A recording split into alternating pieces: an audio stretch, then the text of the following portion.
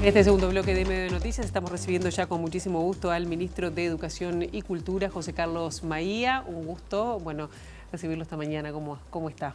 Bien, muchas gracias por la invitación y encantado de estar acá. Además lo invitamos justamente porque acaba de firmar un decreto vinculado con la educación terciaria que, deroga un decreto del gobierno anterior que... cayeron las autorizaciones definitivas de 6 instituciones universitarias: el CLAE, la OR, la Católica, la Universidad de Montevideo, la Universidad de la Empresa y el Instituto de la Asociación Universitario de la Asociación Cristiana de Jóvenes. ¿Qué efecto tiene esto para estas universidades y sobre todo pensando en quienes están estudiando? Bueno, primero, es un decreto que se hizo al lunes, por decirlo, siguiente del resultado electoral, del balotaje, o sea, en noviembre.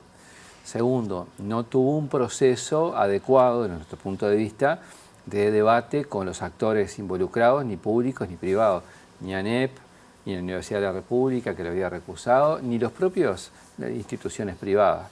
Tercero, no tiene que ver con las propias universidades privadas.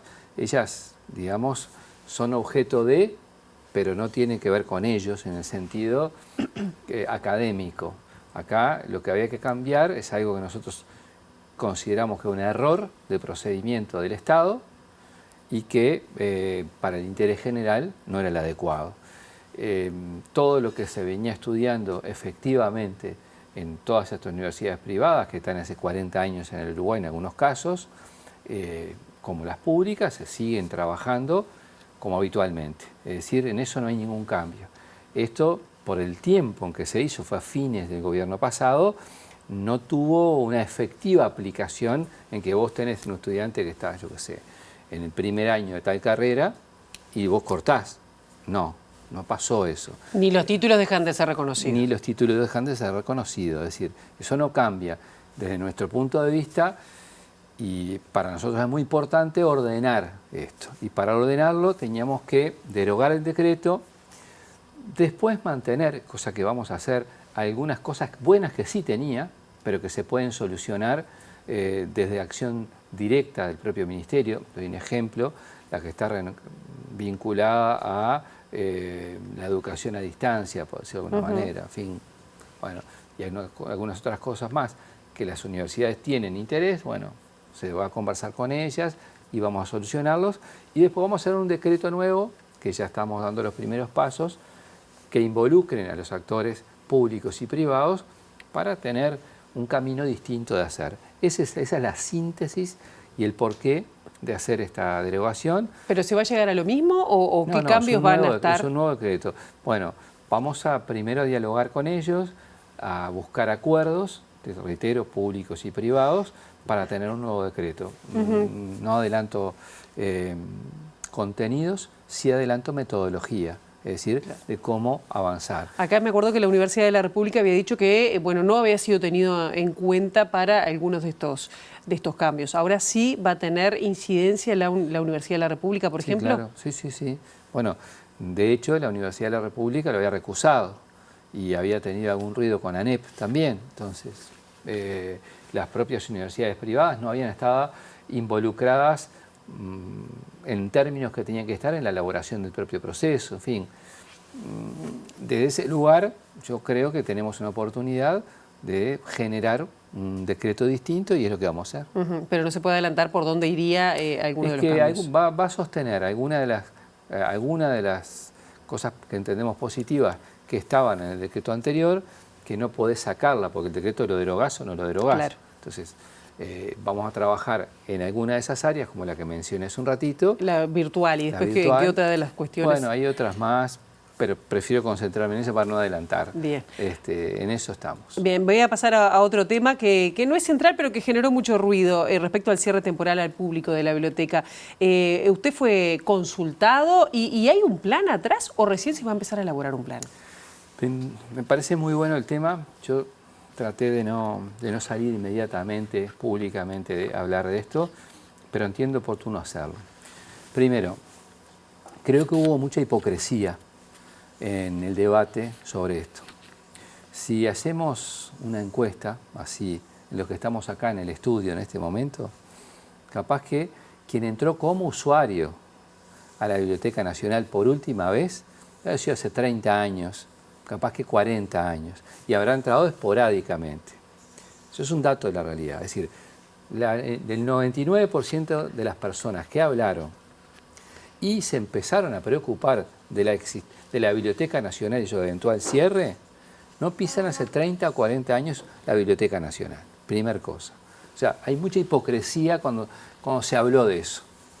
Segundo, uno puede hablar desde lo simbólico, es decir, lo que simboliza la Biblioteca Nacional para el país. Bien, pero si vos lo tenés expresado, como por ejemplo puede ser el Monumento al Gaucho, o a la Carreta, o la Plaza Libertad, por decir algunos, es una cosa.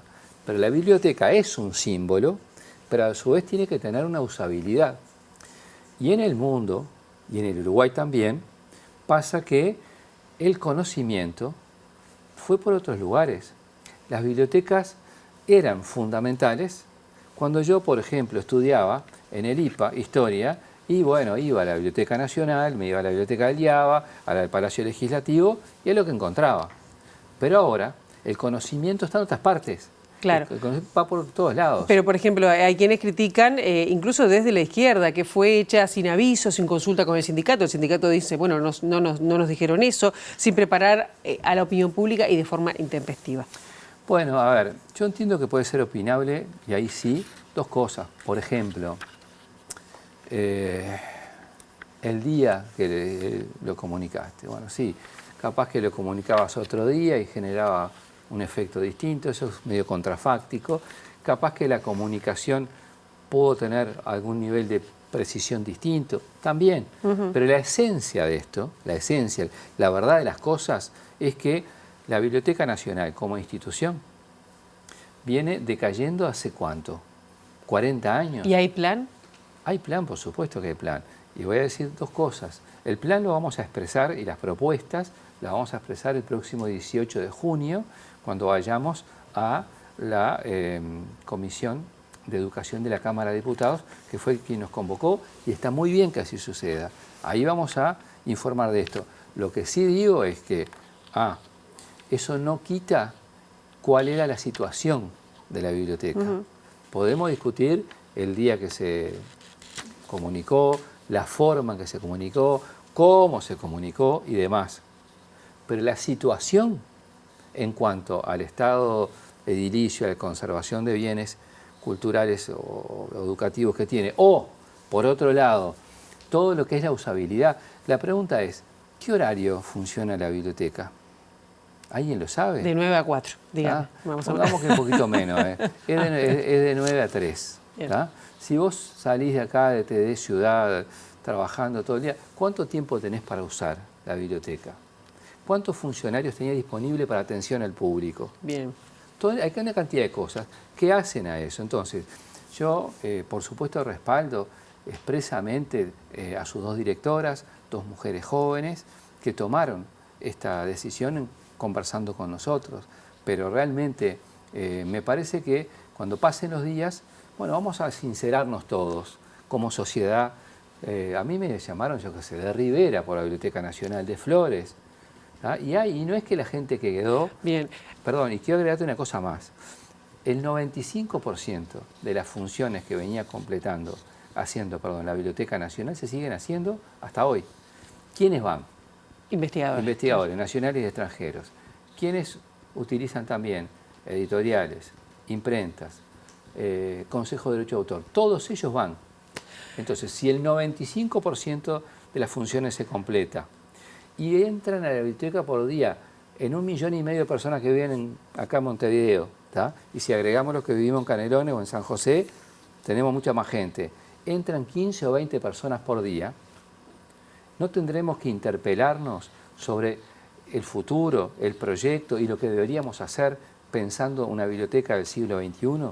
Porque las del siglo XX no funcionan porque cambió el acceso al conocimiento, a la cultura y a la educación. Vamos a esperar qué pasa el 18 de junio con esos anuncios, pero quería pasar, tengo dos temas que no quiero dejar de mencionar, y uno de ellos, porque hace poco estuvo el secretario general de FENAPES, Emiliano Mandasen, hablando de varios temas, pero entre ellos la reforma educativa, y dijo que tiene preocupación la FENAPES por la implementación por el trabajo en la educación civil, que no es directamente bajo la égida del ministro.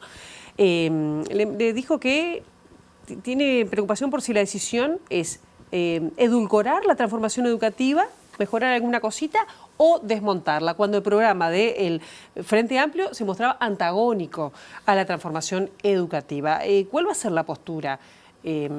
Mirando con una mirada grande, ¿no? Larga, sabiendo que depende también de la ANEP. Sí, a ver, yo he dicho públicamente que vamos a analizar las cosas sin preconceptos. ¿Qué significa esto? Significa que vos cuando gobernás haces políticas desde el Estado. Cuando haces políticas desde el Estado, haces para la sociedad en su conjunto. Entonces, toda aquella cuestión que haya que cambiar respecto a la transformación educativa, seguramente las autoridades de la ANEP van a proceder a hacerlo. Y si hay cuestiones que hay que mantener, se mantendrán. Yo no me imagino una acción de tierra arrasada, me imagino ese concepto. Ahora, ¿cómo se traduce? ¿Cómo se explicita? Bueno, yo creo que primero tenemos que analizar el camino. Y el camino en esto no es accesorio. Nosotros entendemos que las miradas técnicas, las miradas de los involucrados, los actores educativos, van a dar un rumbo importante que se va a hacer se va a llevar adelante, estimo yo, cerrando, ahí ya es algo que estimo, no lo puedo decir con certeza, pero intentamos que a fin de este año se pueda tener, digamos, por lo menos una etapa. Porque el problema, ¿sabe cuál es? Que la transformación, la denominada transformación educativa, pues fue un nombre muy marketinero, efectivamente empezó a aplicarse globalmente este año. Entonces, hay otros cambios que sí se pueden hacer y que son más claros todavía y que son complementarios, que tienen que ver, por ejemplo, a mí me lo dicen todos los docentes con los cuales me cruzo, es el peso administrativo. O sea, y eso es un cambio que seguramente se va a procesar. Pero bueno, yo en esto no te profundizo por lo que tú presentabas en la pregunta, que es una especificidad de ANEP. Es tarde para el tiempo que habíamos acordado, sobre todo porque se tiene que ir, pero solo una cuestión. ¿Se tiene que ir? Solo cortito, recursos, mensaje presupuestal.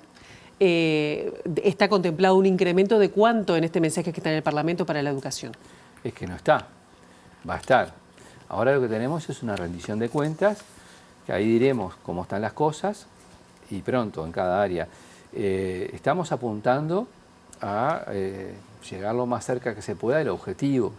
Sabemos que el Uruguay está complicado en materia económica, financiera. Sabemos que el Uruguay ahora está transitando el peor déficit fiscal en 35 años.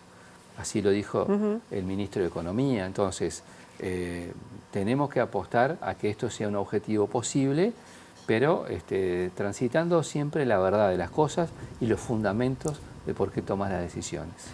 Ministro José Carlos Maía, muchísimas gracias por estos minutos. Gracias a ustedes. Fuerte abrazo a toda la audiencia.